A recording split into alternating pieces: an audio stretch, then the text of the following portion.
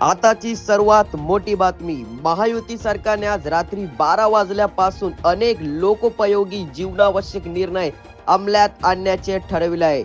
यामध्ये लाडक्या बहिणींना 1500 रुपयावरून 2100 रुपये देण्याचे ठरविण्यात आले आहेत।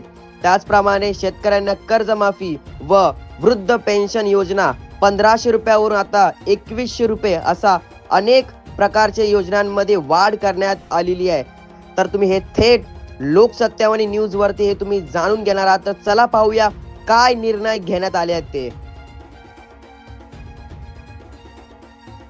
और भारत में हम सभी को जो ऊर्जा देते हैं, लड़ने की ताकत देते हैं और सामने खड़े रहकर हमारे साथ जो हमेशा युद्ध में आगे होते हैं, ऐसे आदरणीय गृह मंत्री अमित भाई शाह जी के हाथों से ये संकल्प पत्र का विमोचन हो रहा है।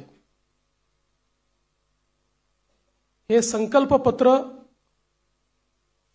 म्हणजे विकसित भारताकरता विकसित महाराष्ट्र तयार करण्याचा रोड मॅप आहे। मी आपल्याला आठवण करून देतो, 2014 साली आम्ही एक संकल्प पत्र जारी केलं होतं आणि 2019च्या निवडणुकीला सामोरं जाताना त्या संकल्प पत्रातल्या कुठल्या कुठल्या गोष्टी आम्ही पूर्ण केल्या या संदर्भात एक रिपोर्ट कार्ड देखील दिलं होतं। त्यामुळे भारतीय जनता पार्टी करता किंवा महायुती करता संकल्प पत्र म्हणजे केवळ कागदाचं डॉक्युमेंट नाहीये, तर त्या दिशेने पूर्ण ताकदीने काम करण्याकरता एक अतिशय पवित्र अशा प्रकारचं हे डॉक्युमेंट आहे। आणि मला याची कल्पना आहे, आज 12 वाजता एक स्थगिती पत्र देखील जारी होणार आहे। या महाराष्ट्रामध्ये ज्यांना केवळ चालणाऱ्या प्रोजेक्ट्सला स्थगिती देण्यामध्ये रस आहे, अशा लोकांचं एक पत्र 12 वाजता या ठिकाणी येणार आहे। पण मी एकच गोष्ट सांगू इच्छितो, महाराष्ट्रातल्या जनतेचा विश्वास हा निश्चितपणे महायुतीवर आहे, भारतीय जनता पक्षावर आहे। आजचं जे संकल्प पत्र आहे याच्यामध्ये अनेक गोष्टी आहेत, पण ज्या 25 गोष्टी आम्ही हायलाइट केलेल्या आहेत, या 25 गोष्टींमध्ये 10 गोष्टी, आमचे पहिले 10 मुद्दे हे जो आम्ही महायुतीचा 10 कलमी कार्यक्रम म्हणून घोषित केला तेच 10 मुद्दे आमचे असणार आहेत। ज्याच्यामध्ये लाडक्या बहिणींना पुढच्या काळामध्ये 1500च्या ऐवजी 2100 रुपये देण्याचा आमचा संकल्प आहे। शेतकऱ्यांची कर्जमाफी करण्याचा आमचा संकल्प आहे, कारण शेतकऱ्यांना आम्ही ऑलरेडी मोफत वीज दिलेली आहे, पण शेतकऱ्यांची कर्जमाफी आम्ही करतो आहोत। आणि त्यासोबत आम्ही भावांतर योजना आणतो आहोत। म्हणजे हमी भावापेक्षा जर कमी भावामध्ये मार्केटची खरेदी सुरू झाली तर हमी भावाने खरेदी तर करूच, पण ज्या ठिकाणी हमी भावाने खरेदी होणार नाही त्या ठिकाणी भावांतर योजना राबवून जो काही मधला डिफरन्स आहे तो थेट शेतकऱ्याच्या खात्यामध्ये टाकण्याचा निर्णय आम्ही घेतलेला आहे। आणि हे आम्ही मागच्या वर्षी देखील करून दाखवलं। आपल्याला कल्पना आहे की आंतरराष्ट्रीय बाजारपेठेमुळे कापूस आणि सोयाबीनचे भाव पडल्यानंतर आम्ही लोकसभेपूर्वी निर्णय घेतला होता की भावांतर योजनेतून आम्ही पैसे देऊ। आचारसंहिता संपल्याबरोबर ते पैसे थेट शेतकऱ्यांच्या खात्यामध्ये आम्ही दिले आहेत। आम्ही या ठिकाणी प्रत्येक गरिबाला अन्न आणि निवाऱ्याचा हक्क हा देण्याचा निर्णय घेतलेला आहे। आणि जी वृद्ध पेन्शन योजना आपण चालवतो, ज्याच्यामध्ये 1500 रुपये आपण देतो, ते 1500 रुपयावरनं 2100 रुपये आपण करण्याचं ठरवलंय। किंबहुना अशा प्रकारच्या सहाय्यतेच्या जेवढ्या योजना आहेत मागच्या काळामध्ये महायुतीच्या सरकारने 1500 रुपये केले होते, ते 1500 रुपयाचे 2100 रुपये आता पुन्हा महायुतीचं सरकार आल्यानंतर आम्ही त्या ठिकाणी करणार आहोत। यासोबत ज्या जीवनावश्यक वस्तू आहेत त्यांचे भाव स्थिर ठेवण्याकरता आम्ही त्या ठिकाणी मार्केट इंटरव्हेन्शन करणार आहोत। येत्या काळामध्ये 25 लाख रोजगाराची निर्मिती ही महाराष्ट्रामध्ये करण्याचं लक्ष्य आम्ही ठेवलंय। आता ज्या गतिशीलतेनं महाराष्ट्रामध्ये औद्योगिकरण होत आहे आणि एफडीआय मध्ये देशाच्या 52% एफडीआय आपल्याकडे आलाय, मला विश्वास आहे की 25 लाख रोजगाराच्या संधी आम्ही तयार करू आणि त्याचसोबत 10 लाख विद्यार्थ्यांना या ठिकाणी विद्यावेतनाच्या माध्यमातून आम्ही त्या ठिकाणी नोकऱ्या करण्याकरता किंवा त्यांना रोजगार देण्याकरता अग्रसर असणार आहोत। दुसरं, मागच्या 2.5 वर्षामध्ये आम्ही सरकारी नोकऱ्यांवरचा सगळा निर्बंध हटवून जवळपास 1 लाखपेक्षा जास्त, आम्ही 75,000 घोषणा केली होती, पण 1 लाखपेक्षा जास्त नोकऱ्या या सरकारी क्षेत्रामध्ये त्या ठिकाणी दिलेल्या आहेत। आणि यासोबत आमचा प्रयत्न आहे की जो गरीब किंवा मध्यमवर्गीय आहे याला सौर आणि अक्षय ऊर्जेचा वापर करून त्याच्या वीज बिलामध्ये 30% सूट हे आम्ही त्याला देण्याचा प्रयत्न करणार आहोत। त्यासोबत सरकार स्थापनेच्या 100 दिवसामध्ये विजन महाराष्ट्र 2029 अशा प्रकारचं एक विजन डॉक्युमेंट हे आम्ही तयार करू। विज्ञान आणि तंत्रज्ञानाच्या क्षेत्रात आम्ही महाराष्ट्राला पहिल्या क्रमांकावर कसं ठेवायचं हा आमचा प्रयत्न असेल। मेक इन महाराष्ट्राचं जे धोरण आहे ते अधिक प्रभावीपणे राबवून याला मोस्ट प्रेफर्ड डेस्टिनेशन अशा प्रकारची परिस्थिती आम्ही तयार करू।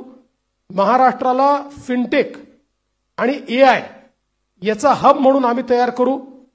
फिनटेक आणि एआय मध्ये सर्वात जास्त पुढच्या काळामध्ये रोजगाराची निर्मिती होणार आहे आणि त्याचं सर्वात मोठं केंद्र हे महाराष्ट्र असेल। यासोबत एरोनॉटिकल आणि स्पेस या क्षेत्रामध्ये उत्पादनाच्या संधी आहेत, त्या संदर्भात आमचं सरकार काम करेल। आम्ही असं ठरवलंय की शेतकरी या ठिकाणी जे काही खत खरेदी करतात त्याच्यावर जो एसजीएसटी आम्हाला मिळतो तो एसजीएसटी आम्ही शेतकऱ्यांना परत करणार आहोत। त्यासोबत आम्ही शेतकऱ्यांकरता मोठ्या प्रमाणात जी मूल्य साखळी आहे ती मूल्य साखळी तयार करण्याचा आमचा प्रयत्न असणार आहे, जेणेकरून शेतमालाला त्या ठिकाणी मोठ्या प्रमाणात भाव मिळेल। 2027 पर्यंत आता महाराष्ट्रामध्ये 11 लाख लखपती निधी आम्ही तयार केलेले आहेत। 2027 पर्यंत 50 लाख लखपती निधी या महाराष्ट्रामध्ये तयार करण्याचा आमचा संकल्प आहे। अक्षय अन्न योजना ही गरिबांकरता सुरू करण्याचा आमचा संकल्प आहे आणि या ठिकाणी महारथी म्हणजे Maharashtra advance robotic and AI training hub initiative या नावानं मोठ्या प्रमाणात लॅब्स आम्ही तयार करणार आहोत, ज्यातनं या क्षेत्रातली ट्रेंड मॅनपॉवर ही आपल्या कॉलेजेसमध्ये आणि शाळेमध्ये सुरू होईल आणि पुढच्या काळात ती पूर्णपणे तयार असेल। महाराष्ट्रामध्ये कौशल्य जनगणना आम्ही करणार आहोत, स्किल सेन्सस, आणि त्या स्किल सेन्ससच्या आधारावर वेगवेगळ्या सेक्टरमध्ये कुठे इंटरव्हेन्शन करण्याची गरज आहे आणि कशा प्रकारे त्या स्किलचा वापर करण्याची गरज आहे याचा प्रयत्न आम्ही करणार आहोत। यासोबत छत्रपती शिवाजी महाराज आकांक्षा केंद्र हे आम्ही तयार करणार आहोत, ज्याच्यामध्ये कोवर्किंग स्पेसेस असतील, इन्क्युबेशनच्या सुविधा असतील, ज्यातनं स्टार्टअप्समध्ये मोठ्या प्रमाणात विद्यार्थी असो किंवा स्टार्टअप करणारे जे नवीन नवतरुण असतील या सगळ्यांना एकत्रितपणे शेअर्ड पद्धतीनं सगळ्या प्रकारच्या प्लग अँड प्लेच्या सुविधा आम्ही देऊ। त्यांना इन्व्हेस्टमेंट न करता आपला व्यवसाय हा त्या ठिकाणी सुरू करता येईल। उद्योजकांना देखील नवीन उद्योजक तयार करण्याकरता 15 लाखापर्यंत बिनव्याजी कर्ज हे देण्याचा आमचा प्रयत्न आहे। आमचे जे विविध महामंडळ आम्ही तयार केलेले आहेत विविध घटकांकरता त्यांना हे बिनव्याजी कर्ज 15 लाखापर्यंत देण्याचा आमचा निर्णय। यासोबत ओबीसी असतील, ईबीसी असतील, ईडब्ल्यू असतील, NT असतील, VJNT असतील आणि अर्थातच SC आणि ST असतील, या सगळ्यांना शिक्षण शुल्क आणि परीक्षा शुल्काची प्रतिपूर्ती करायची हा निर्णय देखील या ठिकाणी आम्ही घेतलेला आहे. युवांमध्ये मोठ्या प्रमाणात फिटनेस असला पाहिजे या दृष्टीनं स्वामी विवेकानंद युवा आरोग्य आणि फिटनेस कार्ड हे आम्ही तयार करणार आहोत आणि युवांच्या फिटनेस करता एक मोठी मोहीम हातामध्ये घेऊन क्रीडा क्षेत्रामध्ये आणि फिटनेसच्या क्षेत्रामध्ये मोठ्या प्रमाणात संधी उपलब्ध करून देण्याचा आमचा प्रयत्न आहे. गडकिल्ल्यांच्या विकासाकरता प्राधिकरण हे तयार करण्याचा आमचा मानस आहे. मागच्या काळात काही गडकिल्ल्यांकरता आपण केला, पण सर्व गडकिल्ल्यांचं संवर्धन करणारं एक प्राधिकरण हे या ठिकाणी आम्ही तयार करणार आहोत आणि ज्येष्ठ नागरिकांना प्राधान्य देण्याच्या दृष्टीनं एक ज्येष्ठ नागरिकांसाठी विविध सेवा देणारं धोरण. आज आपल्याकडे आपण अनेक सेवा देतो, पण त्या सगळ्या ज्या सेवा आहेत या सेवांचं एक एकत्रित धोरण हे तयार करण्याचा आमचा प्रयत्न आहे.